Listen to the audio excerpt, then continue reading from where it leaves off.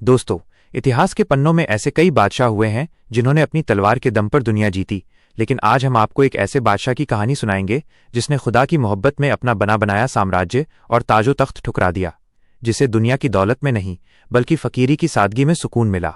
ये दास्तान है बल्ख के सुल्तान इब्राहिम बिन अधम की। महल की वो रहस्यमयी रात। बल्ख का आलीशान महल, जहां रेशम के बिस्तरों पर सुल्तान इब्राहिम बिन अधम सो रहे थे। आधी रात का वक्त था जब अचानक महल की छत पर भारी कदमों की आहट सुनाई दी। सुल्तान की आंख खुल गई। उन्होंने चिल्लाकर पूछा, छत पर कौन है? पहरेदारों को बुलाऊं या खुद आऊं? छत से एक अनजान आवाज आई, परेशान न हो ए सुल्तान, मैं एक मुसाफिर हूं और मेरा ऊंट खो गया है, बस उसे ही ढूंढ रहा हूं। इब्राहिम बिन अधम ठहाका मारकर हंसे और बोले, क्या तुम पागल हो गए हो? क्या कभी महल की छत पर भी ऊंट मिलता है? उस मुसाफिर ने जो जवाब दिया उसने सुल्तान की रूह कंपा दी। उसने कहा, ए इब्राहिम, अगर महल की छत पर ऊंट नहीं मिल सकता तो इन रेशम के बिस्तरों और शाही ठाट बाट में खुदा कैसे मिल सकता है? इतना कहकर वो मुसाफिर गायब हो गया, लेकिन सुल्तान की नींद हमेशा के लिए उड़ा गया।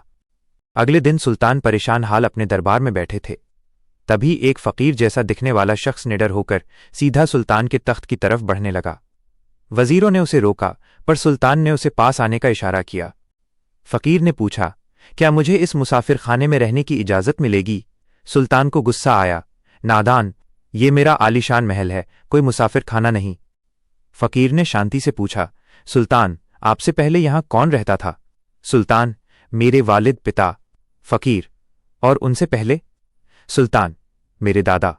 फकीर ने मुस्कुराते हुए कहा, तो फिर ये मुसाफिर खाना ही तो हुआ, जहां लोग आते हैं, कुछ दिन ठहरते हैं और फिर चले जाते हैं। ये महल कल किसी और का था, आज तुम्हारा है और कल किसी और का होगा, फिर इस पर घमंड कैसा? इन बातों ने सुल्तान के दिल में एक हलचल पैदा कर दी। एक दिन शिकार खेलते वक्त उन्हें जंगल में एक हिरण दिखा।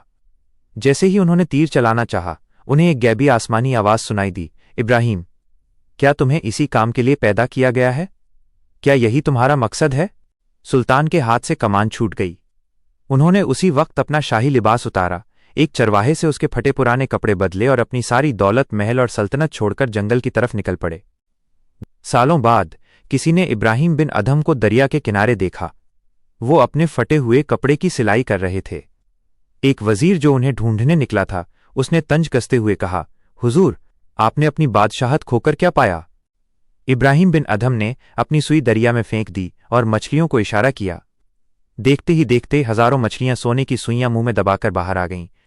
इब्राहिम ने वजीर की तरफ देखा और कहा, इब्राहिम ने बल्ख की छोटी सी बादशाहत खोई तो खुदा ने उसे कायनात की बादशाहत दे दी।